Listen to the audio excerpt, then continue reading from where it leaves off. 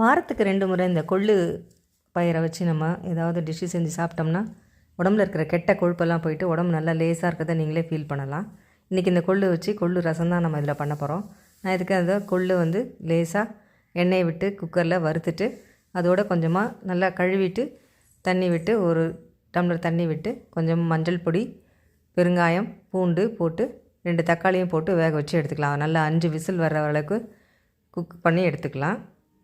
இப்போ அடுத்தது ஒரு கல்லில் மிளகு 2 ஸ்பூன், சீரகம் 2 ஸ்பூன் நல்லா க்ரஷ் பண்ணி விட்டுட்டு அதோட ஒரு காஞ்ச மிளகாயும் வரமிளகாயும் நல்லா அடித்து எடுத்துக்கலாம்.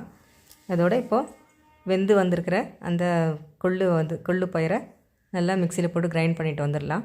இப்போ ஒரு கடாய் வச்சு அதில் கடுகு, பெருங்காயம், காஞ்ச மிளகாய் போட்டுட்டு வறுத்துட்டு பூண்டு போட்டு நல்லா வறுத்துட்டு அந்த மிளகு பொடியும் நல்லா வறுத்துக்கலாம். வறுத்துட்டு இந்த அரைச்சி வச்சுருக்கிற கொள்ளு பயிரை அதோடு சேர்த்துக்கலாம்.